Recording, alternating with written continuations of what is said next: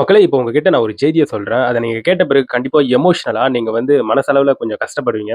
ஏன்னா, அப்பேற்பட்டிருக்கக்கூடிய மிகப்பெரிய ஒரு துயர்மிகு சம்பவம் தான் இப்ப நடந்திருக்கு. அதாவது சில்லி கொம்பன் அப்படின்கின்ற ஒரு யானைங்க, நம்ம பொள்ளாச்சி வனப்பகுதியில அந்த ஆனைமலை மற்றும் ஆழியார் வனப்பகுதியில ரொம்ப கம்பீரமாக சுற்றித் திரியக்கூடிய யானை. ரோட்ல மனுஷங்க போறாங்கன்ட்டு கூட கொஞ்சம் கூட பயமே இல்லாம அது பாட்டுக்கு நடந்து போயிட்டே இருக்குங்க. ராஜநடை போட்டு யாரையும் டிஸ்டர்ப் பண்ணாது. அப்பேற்பட்டிருக்கக்கூடிய யானை காண்டூர் கால்வாயில விழுந்து இப்ப இறந்து போயிருக்கு. ஸோ இந்த சம்பவம் தான் இப்ப சோசியல் மீடியால பரவி நெறைய பேர்கிட்ட ஒரு சோகத்தை ஏற்படுத்தி விட்டுருக்கு. என்னென்ன நடந்திருக்கு அந்த யானை இறந்திருக்கக்கூடிய சம்பவத்துலன்றத ஒன் பை ஒன்னா உங்ககிட்ட டீட்டெயிலா சொல்லிடுறேன். வணக்கம் மக்களே! நான் உங்க கோகுல். இது உங்க கோகுல் டேக். இது போன்ற வீடியோஸ் எல்லாம் நீங்க தெரிஞ்சுக்கணும்னா கோகுல் டேக் சேனல சப்ஸ்கிரைப் பண்ணிக்கோங்க.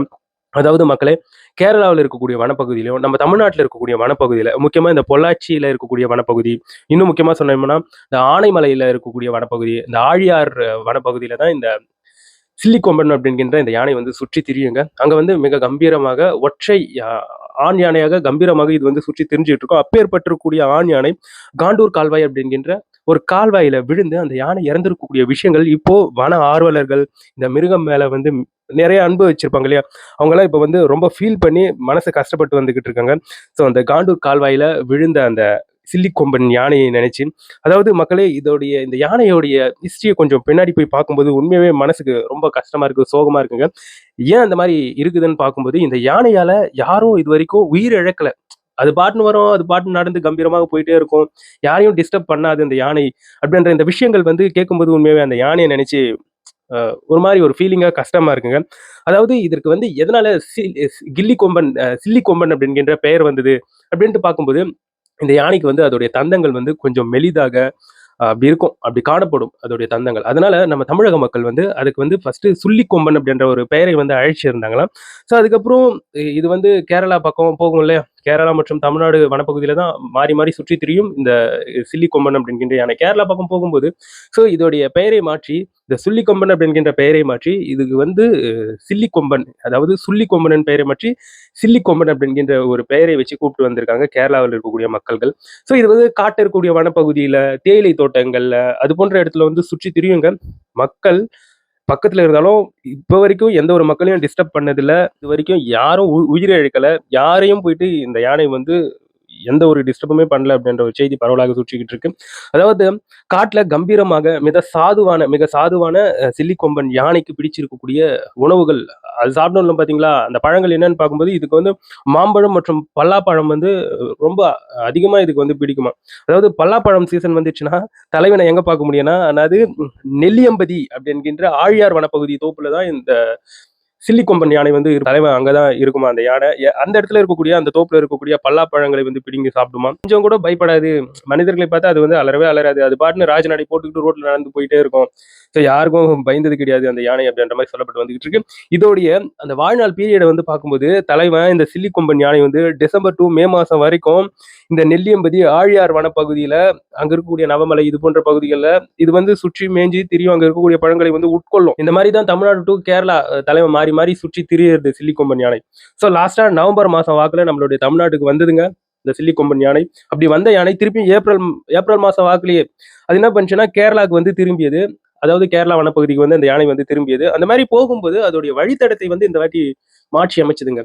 எப்பயும் போற வழியில போகாம இந்த வாட்டி புதுசா ஒரு வழியில போச்சு. அந்த மாதிரி வழி மாறி போன அந்த யானையின் பயணம், கடைசி பயணம் அந்த பயணமாகவே கருதப்பட்டு வந்துகிட்டு இருக்கு. என்னன்னு பார்த்தோம்னா, அதாவது வழி மாறி போயிருக்கக்கூடிய அந்த சில்லிக்கொம்பன் யானை, அதாவது ஆழியார் வனப்பகுதியை அடுத்து சாகர்பதி அப்படிங்கிற ஒரு வனப்பகுதியில தண்ணி தாகம் எடுக்குது அப்படின்ட்டு அந்த சில்லிக்கொம்பன் யானை என்ன பண்ணிருக்குன்னா, ஸோ அங்க இருக்கக்கூடிய பரம்பிக்குளம் ஆழியார் திட்ட காண்டூர் கால்வாய் போயிட்டு இருக்கு. ஒரு நீர் கனால் போயிட்டு இருக்கு. மிகப்பெரிய ஒரு கால்வாயில போயிட்டு இருக்கு. கால்வாய் போயிட்டு இருக்கு. தண்ணீர் ஃபுல்லா இருக்கு.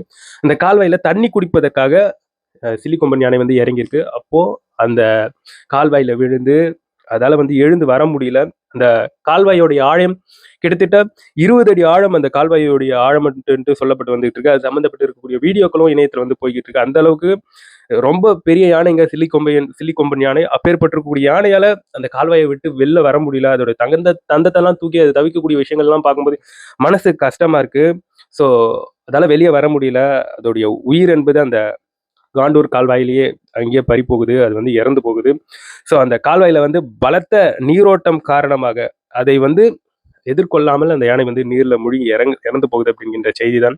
அதுக்கப்புறம் அதே கால்வாயில அந்த யானை வந்து அடித்து செல்லப்படுது. அதுக்கப்புறம் அந்த யானையுடைய உடல் என்பது உடுமலைப்பேட்டையில இருக்கக்கூடிய வனசரகம், அதாவது திருமூர்த்தி அணையில இருக்கக்கூடிய மதகு பகுதியில அந்த யானையுடைய உடம்பு என்பது கரை ஒதுங்குதுங்க.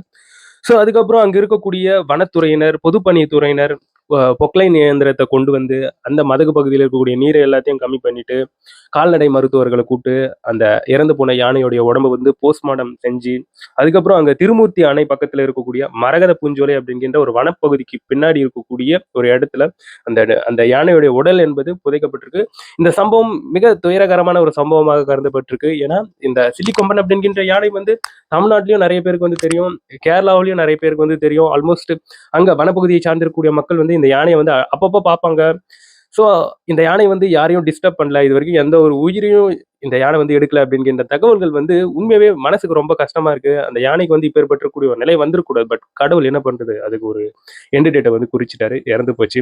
ஸோ இந்த இடத்துல வந்து அந்த காண்டூர் கால்வாய் அப்படின்றது எவ்வளோ ஆபத்துக்கரமானதுன்றது வந்து இந்த இடத்துல வந்து லிட்டரலா தெரியுதுல்ல. ஒரு யானை மிகப்பெரிய ஒரு உருவம், ரொம்ப வெயிட், ஹைட் அப்பேற்பட்டிருக்கக்கூடிய யானையாலே மீண்டு வர முடியல. அந்த இடத்துல ஒரு மனிதன் தவறுதலாக அந்த கால்வாயில விழுந்தா என்ன ஆகுறதுன்றது நீங்களே யோசிச்சு பாருங்க. ஸோ அந்த இடத்துல அரசு துரித நடவடிக்கைகளை வந்து எடுத்து ஸோ அங்க வந்து வேலிகளை அமைச்சா சரியாக இருக்கும் அப்படின்ற மாதிரி தான் தோணுது. இது வந்து எந்த அளவுக்கு சாத்தியமானதுன்னு தெரியல. பட் இந்த யானையே இறந்திருக்கன்னும் போது ஸோ அந்த கால்வாய் பக்கத்துல போகும்போது மிக ஜாக்கிரதையாக இருக்க வேண்டும் மக்கள்கள் அப்படின்ற மாதிரி தான் இந்த இடத்துல வந்து சொல்ல தோணுது.